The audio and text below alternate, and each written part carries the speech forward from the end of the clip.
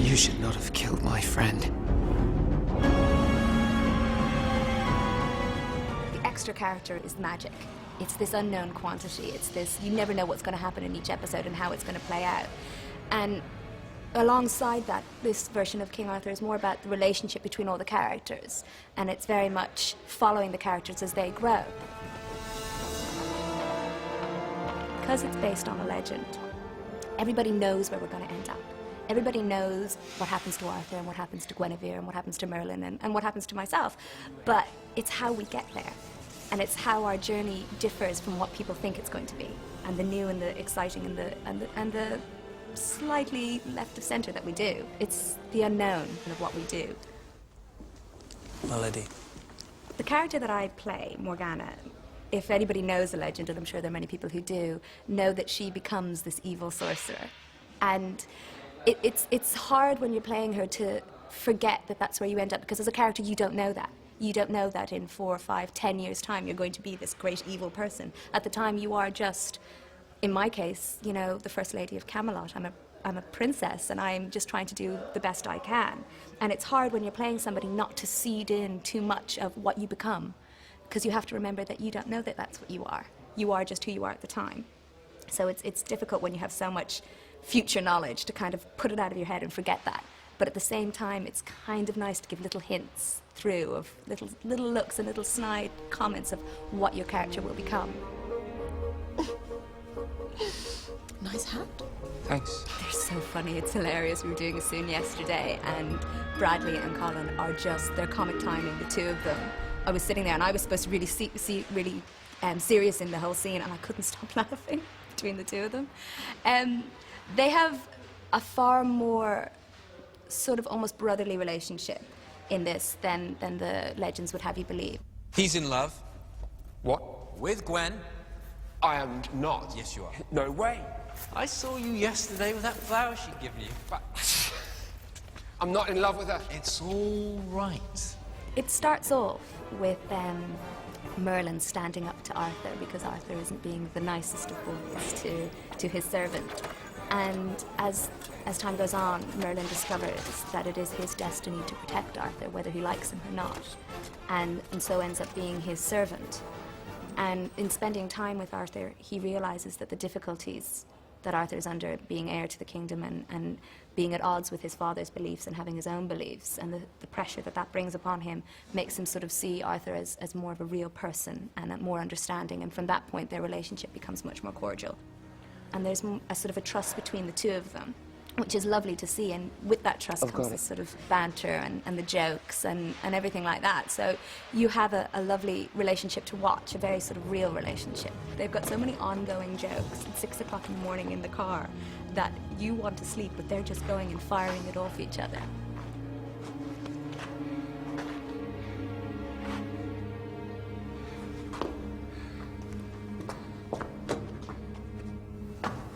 That means you go the other way and cut him off. I think as he gets more comfortable with the fact that he is a magical being, the magic gives him confidence.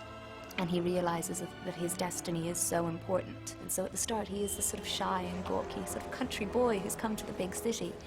And then he realizes that it's his destiny to in a way save the big city. So the change in him is very apparent at that point, and he becomes more comfortable with his powers and more powerful in them as well at the same time. So you get that nice change from the first episode on. How's Merlin? If Arthur comes back with the antidote in time, he'll be fine. And he'll be fine. You should be with him. I'll manage. I know what he means to you. Go. Thank you. The relationship between me and Gwen is quite close. It's similar to the Arthur-Merlin relationship. And I care a great deal about her, and we spend a lot of time together. So in the episode that Lancelot appears, I can see that there's something about her that sees something in him.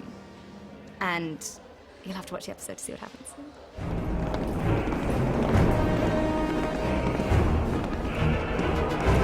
We film in France in the most fantastic chateau. When we all first came up to it, as a cast collectively stopped and in awe, because this was exactly how we thought Camelot should look. And when you see that, I guarantee it, you're going to think it's CGI, because you can't imagine that something that beautiful actually exists. And you're there, and it's such a huge castle, and you're thinking that you're such a tiny part of this, but you get to be a part of it. It's like, this is a princess, I'm in a dress, I'm in a castle. I mean, this is every girl's dream. So over 8 months, it becomes your life. Rather than if we were filming it for 2 months, I think I'd still feel like I was Katie rather than feeling like I was Morgana. But everyone is unbelievably supportive, and the crew together, like one big, kind of scary family, but one big family. And Merlin, I need hardly tell you that the practice of any form of enchantments will get you killed. He's an indulgent father figure to Merlin, and he is the man that's been there and done it all, and sage words of wisdom, especially when it comes to magic, that Merlin has never been able to speak to anyone about his powers before, and then he comes to the city, and Gaius is there, and Gaius is there to tell him right from wrong. It seemed so simple. An easy solution is like a light in a storm, Merlin. Rush for it at your peril, for it may not always lead you to a safe harbor. I can see that now. How many times have I warned you about the responsibilities of being a warlock? And to guide him, and that's the relationship that they end up having. He is absolutely a father figure, but he also guides him as he comes to realize how his new powers are manifesting and how powerful he now is. Yeah. Absolute power corrupts, absolutely, and there's that fear that that could happen, I think, with Gaius. But the more that you get to know Merlin, the more you realize that's never going to happen, because at his very core, Merlin is a good person. Some things are hard, you know, and you're doing a big fight scene, and you're watching a tournament, and there are knights, and all of a sudden, you know, you're doing a scene and you're supposed to be reacting to this monster, and this monster is a silver ball in the middle of the ground. But at the same time, the sets and everything are so detailed and so fantastic that it's easy to imagine what's there. And also the production have done quite a clever thing, is not everything's CGI'd. Some things are models, some people are prosthetics, some things like that. So what you see some of the time is going to be exactly what's there. So it's this really nice mix, not too much of one thing and, you know, enough of one other. So it's this really healthy way, I think, of putting it together, and it makes it work on many levels, rather than it just being real and CGI. You've got real and prosthetic and CGI as well, so it's a many-layered production. I thought you were my friend. I am more than that, Merlin. I am your kin. No, the only family I have is my mother, and you had me murder her. Her life has not been taken in vain. We will achieve great things together. He's almost the voice of honesty. He's got no agenda, really, as the dragon. So what he tells you is good or bad. That's the way things are. So he's the only character in it that doesn't have any agenda. He tells things how it is, whether you like it or not. I've realized my mistake. I've been looking for the creature in the wrong place, in the records of all known living things in the kingdom. And then I thought, what about creatures only recorded in legend, in myth? And I discovered this. That is it. That's the monster. The great thing about the show is that it's going to appeal to everyone. It's got a little something that's going to appeal to every generation. Parents are going to be able to watch it with their parents and their children all together.